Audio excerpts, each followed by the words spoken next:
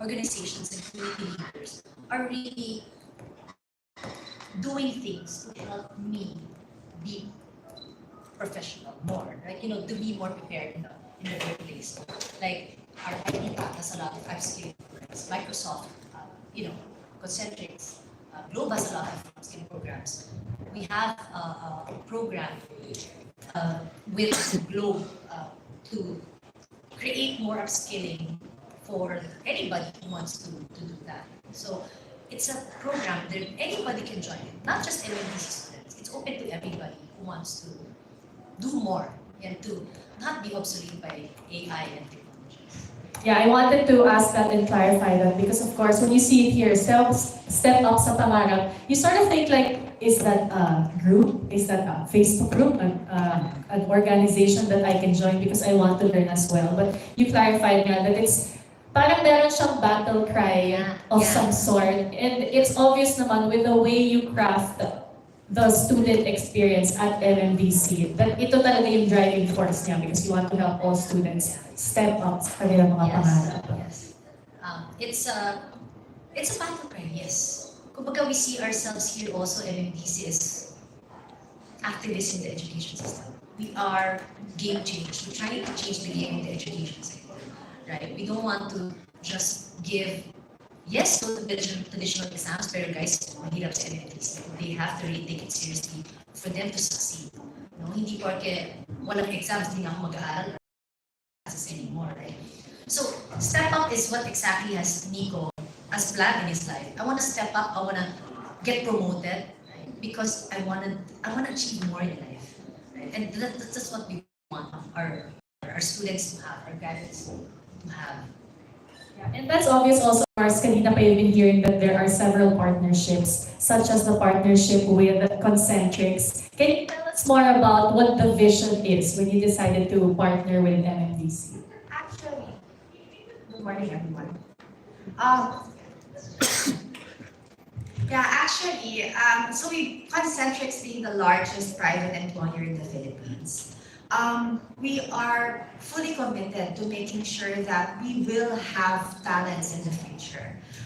One of the thrusts of this industry is to provide up to 2.5 million jobs by 2020. And for us to be able to feed that talent pool, we also need to be engaged and participate in building the talent that we have. What's core to us is really our people, right? We are tech-led and human-empowered. So we decided to partner with MMDC so that we could also cater to the people who in a younger age, probably they graduated from senior high school, they did a little bit of college and had to work. And so we want to empower our employees. We call them game changers. So thank you for calling them game changers. We call our employees the game changers so that they could also live up to their dream, finish their school while they're working. And we are able to do that by providing them a structure or flexibility in their schedules. Actually, Nico mentioned that he went to his employer and said he wants to study, right? It changes the dynamics a little bit when the employer actually offers to their employee pool, our game changers, that you can actually study and finish your college degree that you were not able to finish right away. So that's how it's different. It's an active, kumbaga, invitation from Concentrics to your employees about, hey, if you'd like to, you can. Yes. That's huge, huh? Yes. I wanted to ask, so please help us by painting a picture of how Concentric contributes yung preparing students for that work-study program balance with MMDC. Jenny can answer this as well.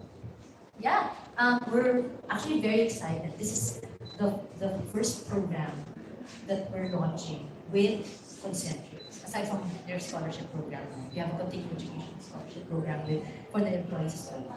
But this is the first one that involves part-time work. It's a work and study program that actually this you guys is the first time, listening or hearing about this. That it will allow employees to get a part-time job, right? Maybe 5 to 6 hours a day, depending on Concentric's job description, and about 3 to 4 subjects at MNDC. So that's about 75% work and 75% school or study. So they can really balance their work and study together, and then that can allow them to really successfully graduate with a course or with a degree, sorry, plus a job that sustains that. So they get to stay in their job while studying. Correct. Yes. Correct. You wanted And to add. I wanted to add, because for those of you who are not very familiar with the BPO industry, right?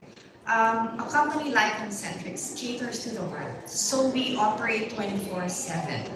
We operate 24/7 in different geographies. And so there is definitely, you will find flexibility within the work schedules, because there are peaks and valleys intraday. That's number one. There are peaks and valleys across the year. So given that we are catering to different industries, there are, like for example, there are times of the year where one industry will be very busy. For example, the retail industry would be very busy from Thanksgiving through the end of December.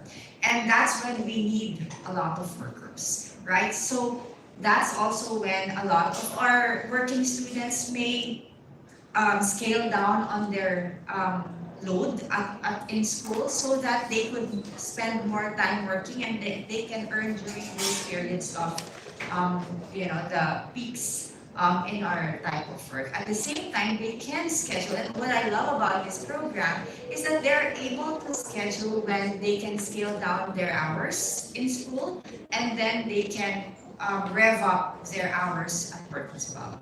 Wow, so it's that flexible. And this is so, for me, this is the first time I hear this. This is so admirable because nga, siguro one of the, because I was a working student as well. I started working first year college din ako. Isa sa mga pinakamahirap is, shucks, kailangan ko magpaalam na absent ako kasi I have, etc. And here, parang internal na, meaning understood na between the employer and the school na, okay, ngayon medyo more work hours, or this month, medyo more school hours. That takes a load off, mental load for the student, and yung stress na parang, how will I balance it? Because the environment it is in helps create that balance, that rhythm. And that's how flexible MMDC is. And that's why we have morning, afternoon, evening schedules that you choose from, right?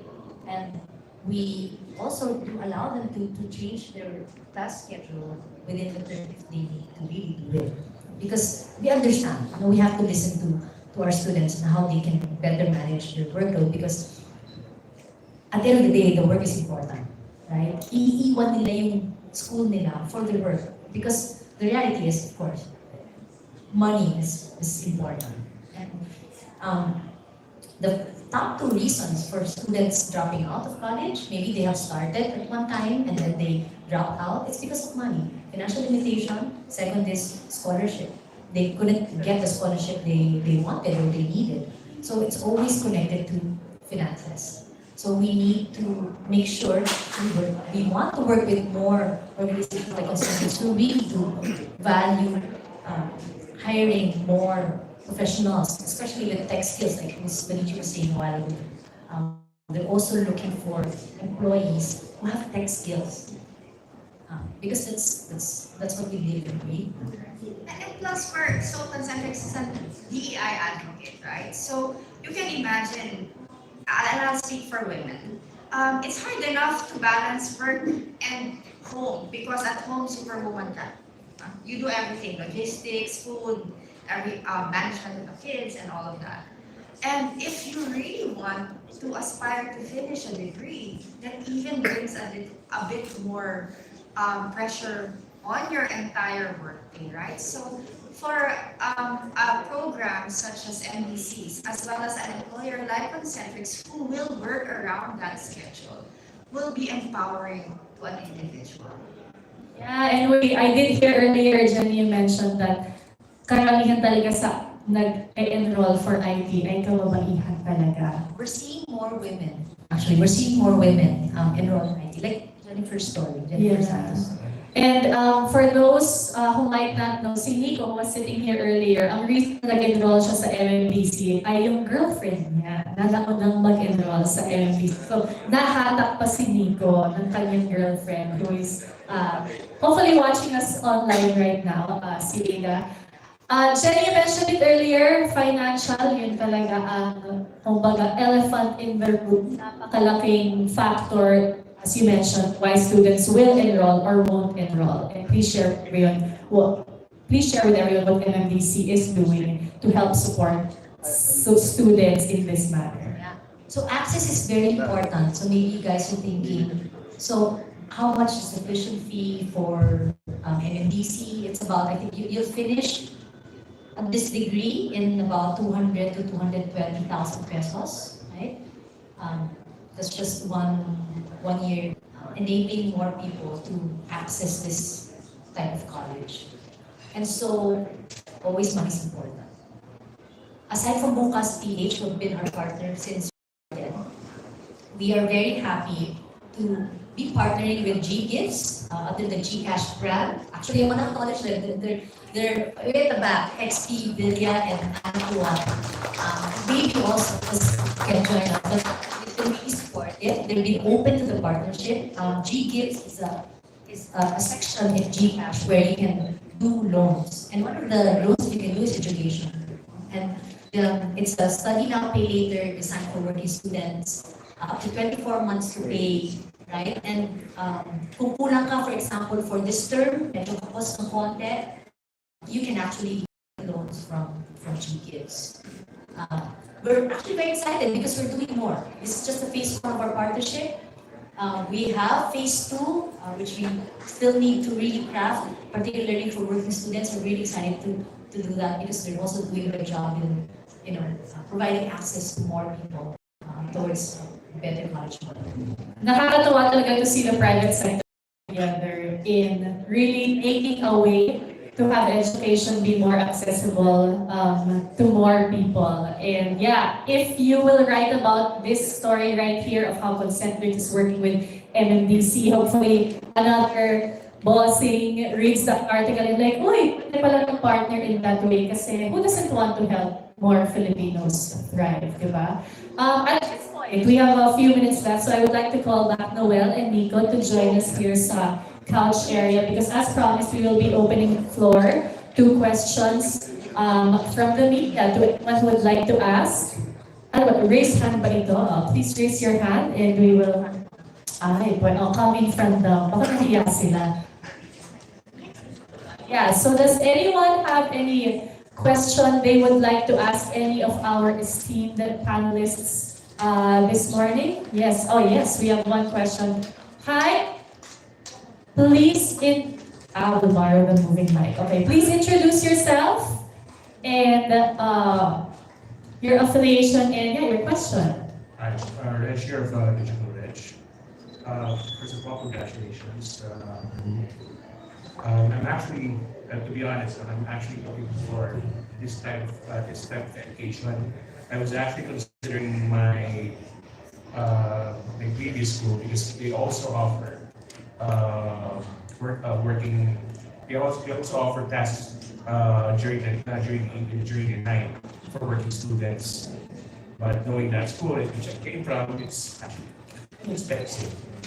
And I'm also at this age, 25 years after leaving college, that now I have go to manage my own business. I think it's about time for me to go back to school there.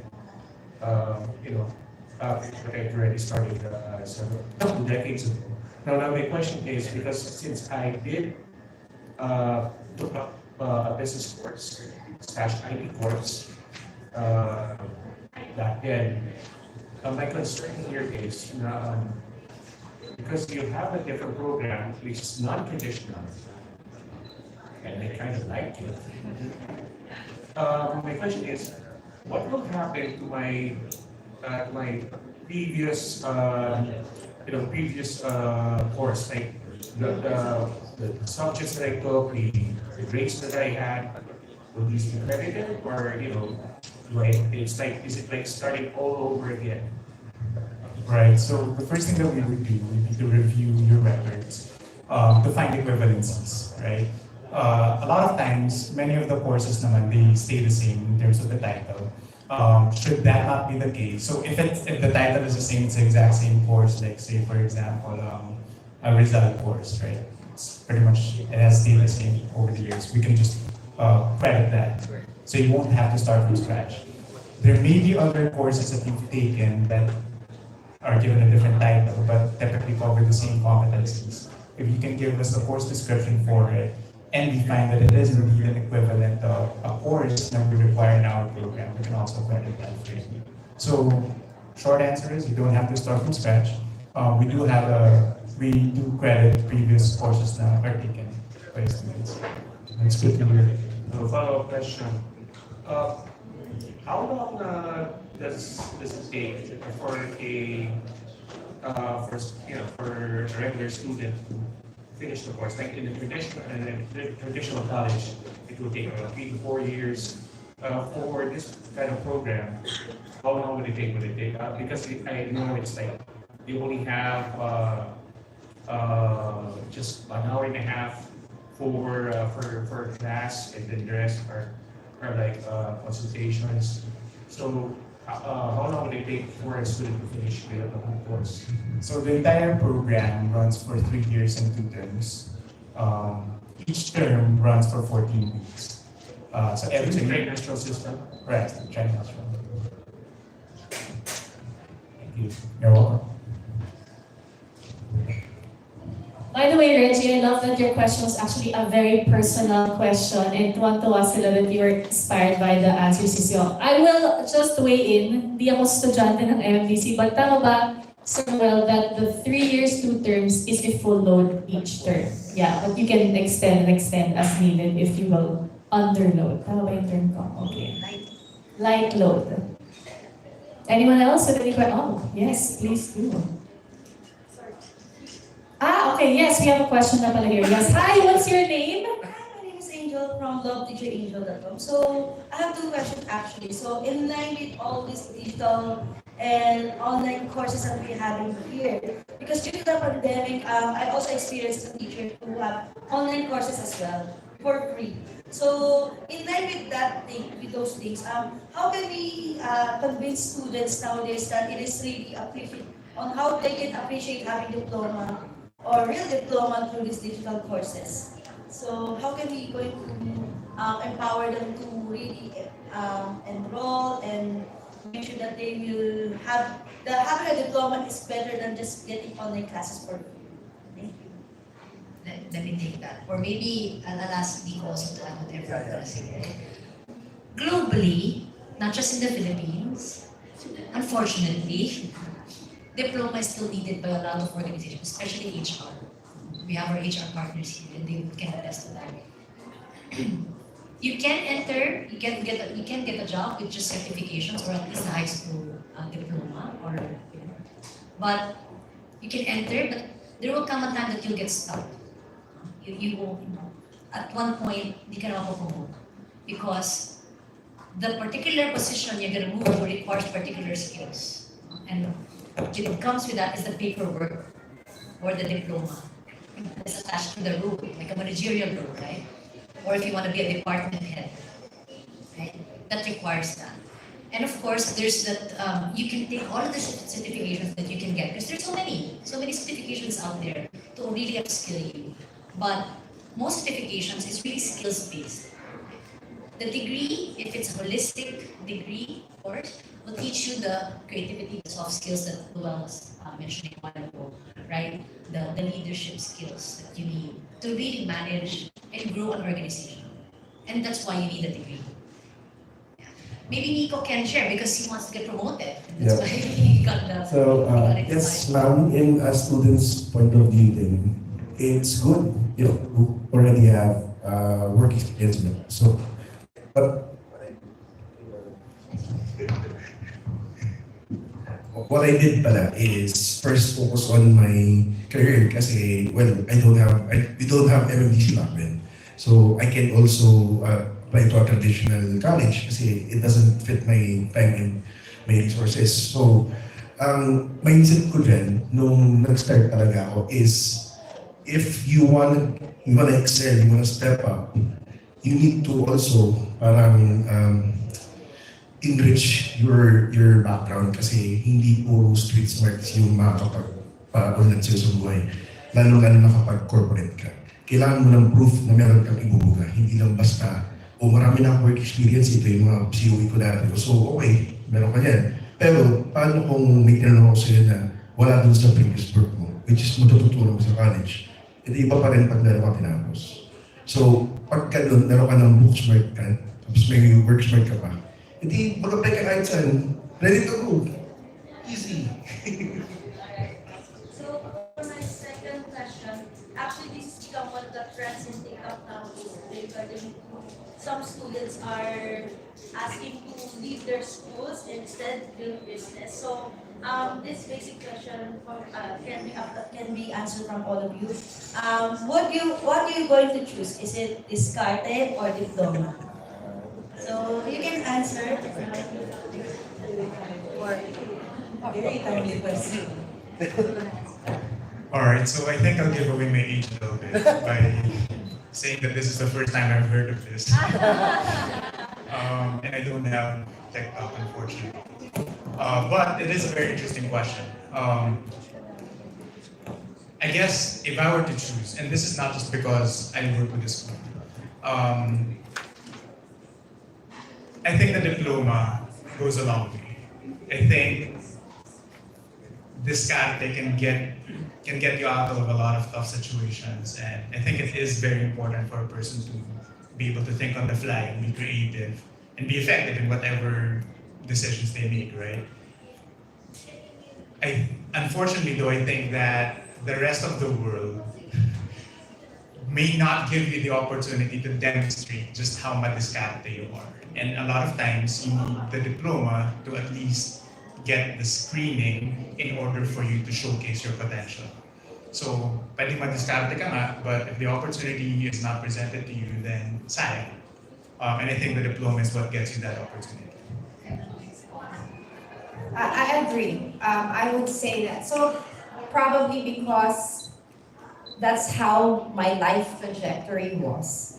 And I see it that way, and people can challenge me, but I also think that the diploma first before discarte. Because diploma gives you the basic stuff that you need to complete. And the discarte goes as you go along the journey with it. I think rightfully said that sometimes you get to a point, discarte can take you from point A to point B. But you will come to a point where you're competing with people who have both diploma and discarte. Then you have to level up yourself so that you are playing on the same level playing.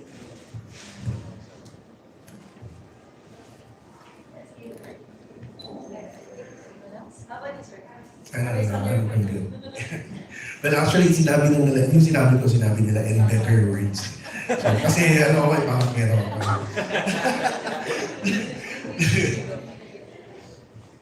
Hi, I'm Patrick Mendoza from Columbia. We're on this side.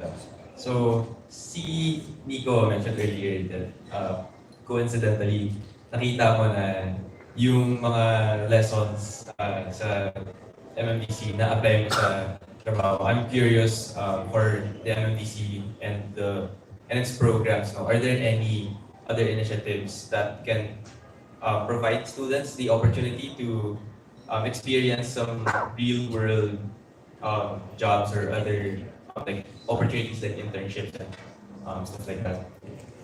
Yeah, we do have, actually Rita, our host, is the student affairs director, and we have also Chester Catilago there, our student services director.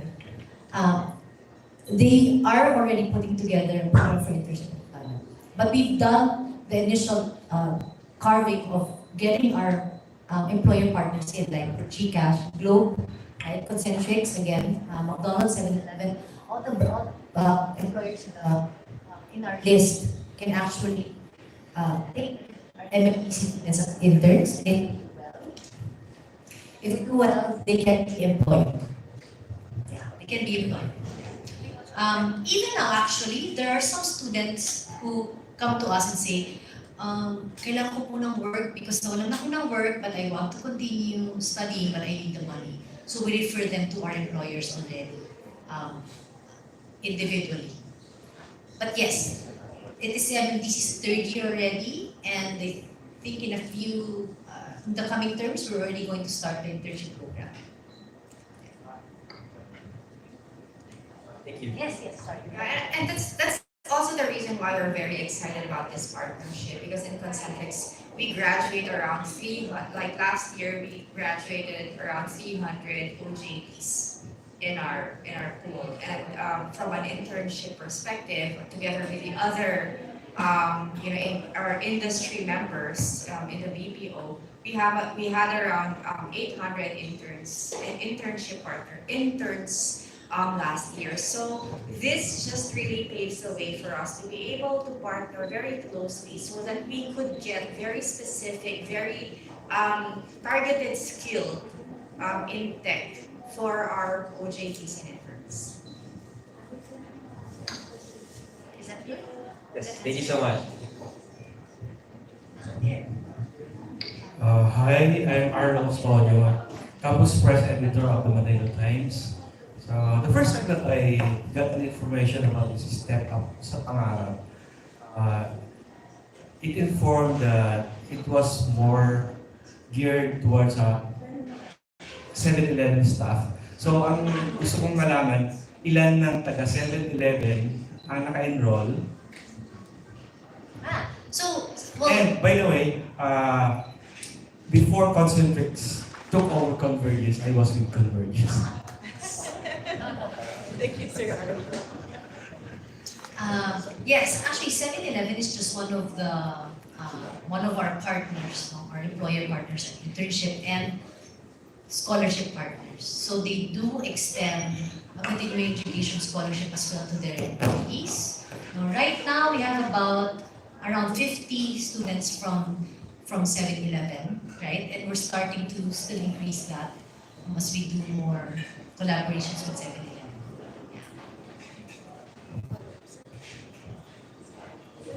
And may I add, sorry, I'm neither from 7-Eleven or again, neither a student, but I feel like it's so important nga that you are all here because the more people hear stories na, uy, pwede pala yun, the more they will be inspired na, okay, gagawin ko din yun. It's more of like, influencing each other na pwede pala siyang gawin. So, whatever stories you will share from this will be, for sure, kung may isang makabasa niyan, uy, sige, ako din. It will help change a life, honestly. Yes. Are from Warsaw. I'm curious naman kasi diba parang sa mo ng exam. So how do you gauge yung performance ng students? Right. So what we use would be rubrics. We use analytical rubrics to, I guess, describe it simply. Whenever there's a skill that a learner needs to develop, let's say communication, we break it down into its component parts. Like, for example, we can look at grammatical accuracy, thought organization, or maybe even the speech techniques that were applied. There are descriptors that will define whether they did it well, adequately, or poorly. And these grades or these descriptions then get translated into numerical values so that one, the students won't have to worry kasi maintindihan pa rin siya should they transfer to a different school. They'll still get a 99, a 98, or an 87. But more importantly, for them, they get to read not just a number that's supposed to be a representation of their performance, but actual qualifiers, diba? What made you adequate, what made you poor, what made you good in a particular skill. That's how we assess the learner's performance.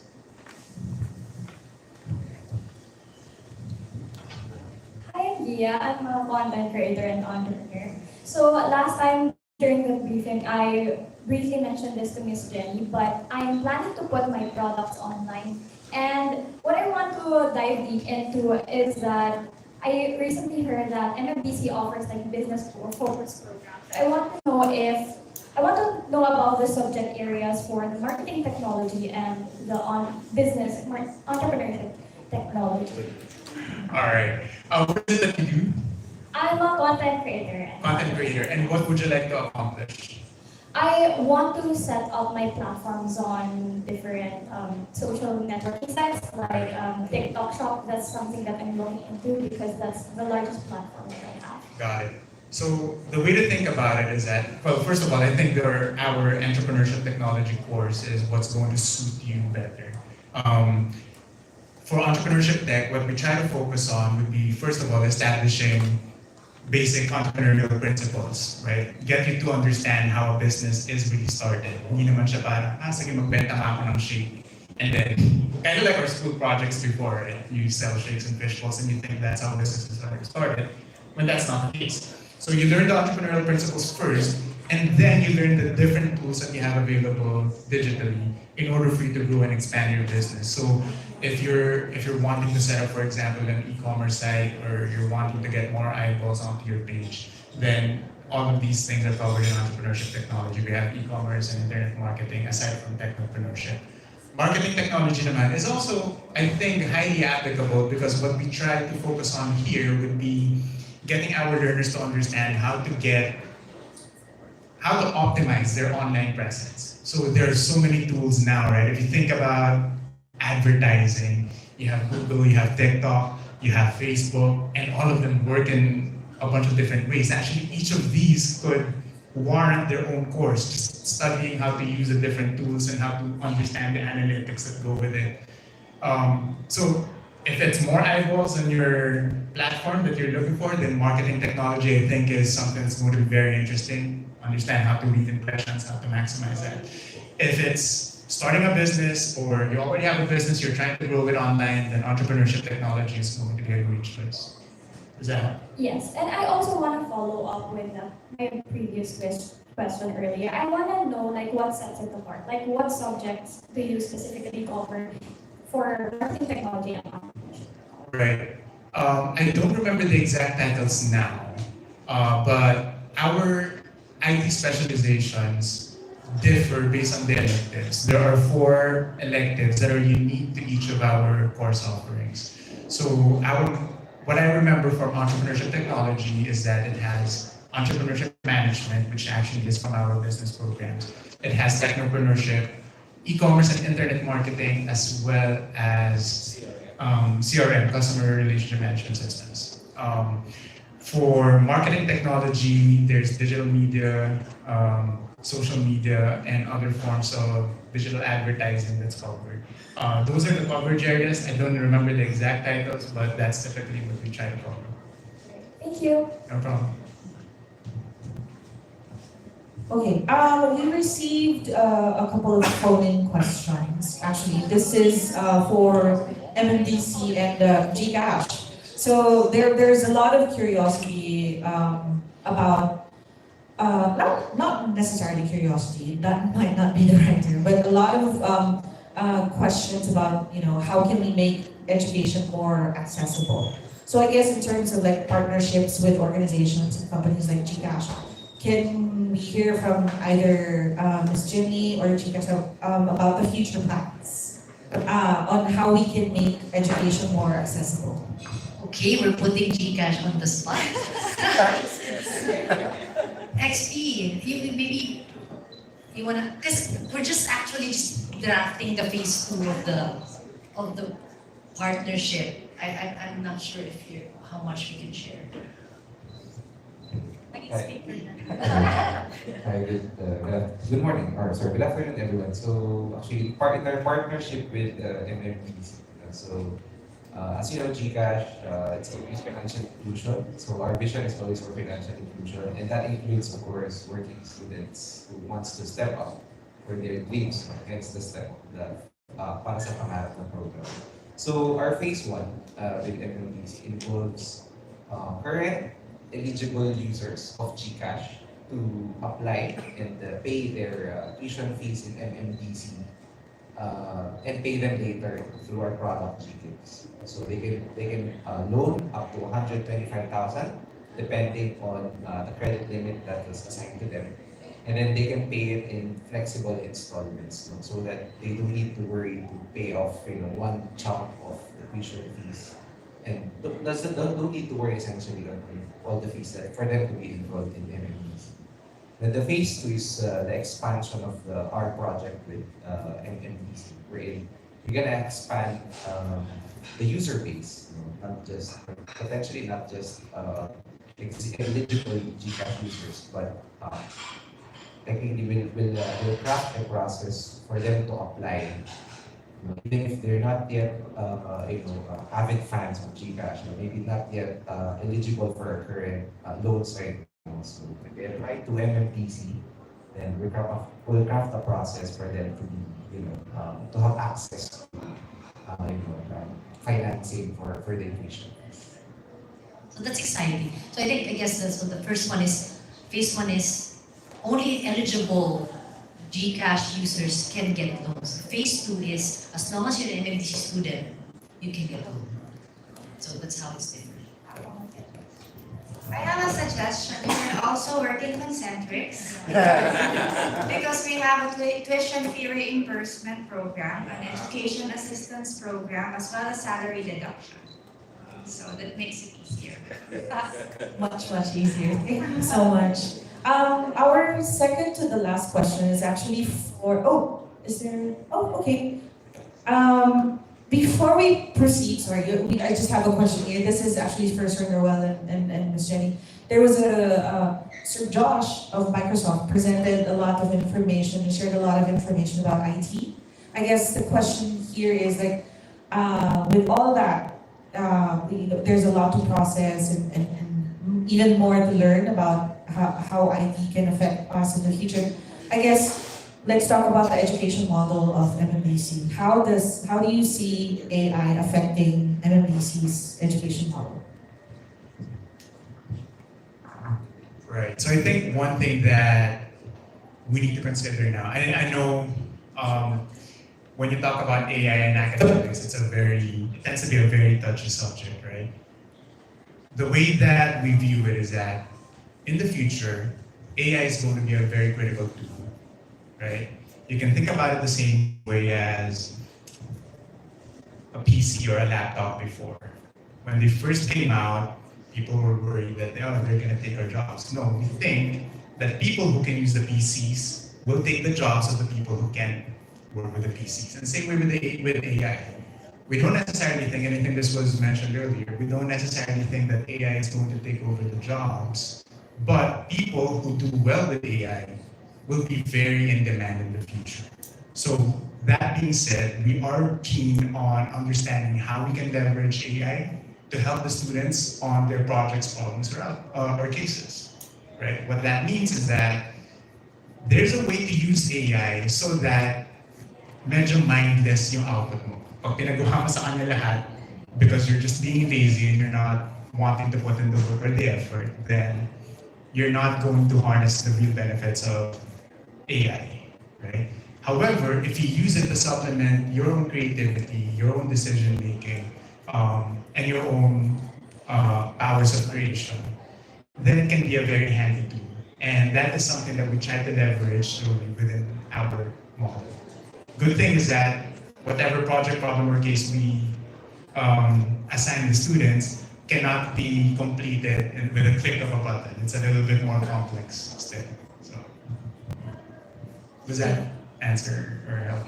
Yes, it does actually. Thank you so much, Manuel. Ms. Jenny, anything to add to that, or we're good? Noel is the best person to answer. Okay, I believe there's our second to the last question will be coming from Sir Reggie, and then Sir Noel can go next. Hi, it's me again. Just wondering,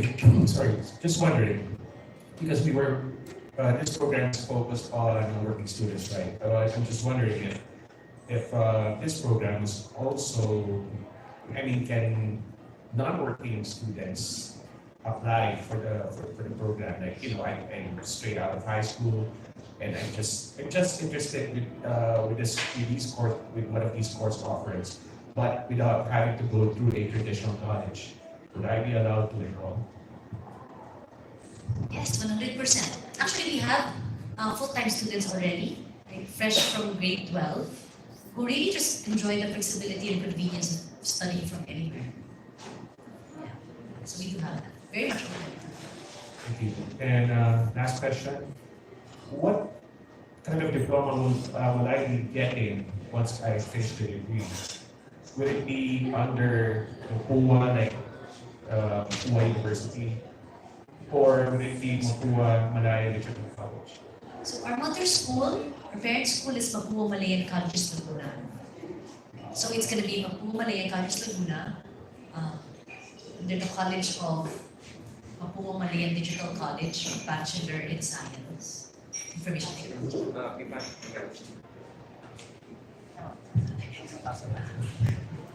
As Johnny mentioned, MMDC is under MMCL, which is a subsidiary of MAPUA University. But in terms of CHED recognition, it's MMCL that's recognized, and that's the diploma that we're going to give. So it's the same as the traditional, regular program that we have at MMCL. So the same diploma that we're going to give as well. So we don't necessarily categorize differently, that which they were able to take from fully online and that from mixed or traditional. All right, thank you. And I guess if I push through this, I'll be part of the, just like my father, MAPUA graduate, who's also a working student when he enrolled in MAPUA back in the 60s.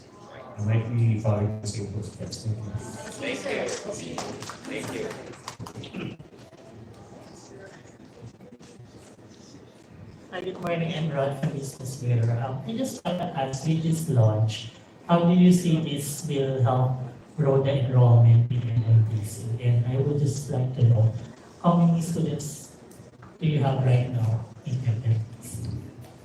So, unfortunately, it's confidential at the moment to give the actual number of our students because of competition. But what we can share is that since we started in 2022, that's our first year, we've been growing exponentially, 100% growth. And for this year, we're targeting 50% growth for this August term 1. So we're seeing a lot of growth in this model because of the flexibility. We have students from literally Aparituro, right? And as long as you're Filipino, you have Filipino documents, you're a Filipino citizen, you can actually enroll. And because of that, we have students from Japan, Southeast Asia, even Middle East, some the US. Because they can take the classes at any time. But would you have you tracked now how's the passing rate with this model?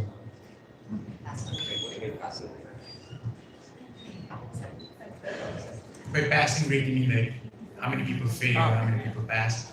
I would say that it's actually pretty good. North of 85%, if I'm not mistaken, for the people who complete their submissions. The good thing about the PPC model is that it's actually very hard to fail if you submit your outputs. Because this model hinges on iteration, that is, giving the students feedback and opportunity to try again so that they can improve on their work, versus a one-time submission and grading, which tells you how well or how poorly you did, but doesn't give you the opportunity to try again and apply your learnings, right? So for people who submit their work and who are willing to put in the effort and try again, then the pass rates are actually pretty good.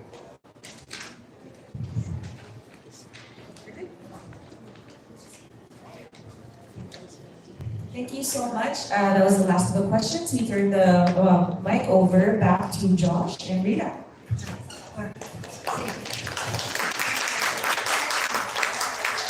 All right, thank you so much, Ms. Bianca Gonzalez and our distinguished panelists for your insights as well as the questions of our media friends. If you have any other questions, our executives are all here. But before we proceed to the next parts of our program,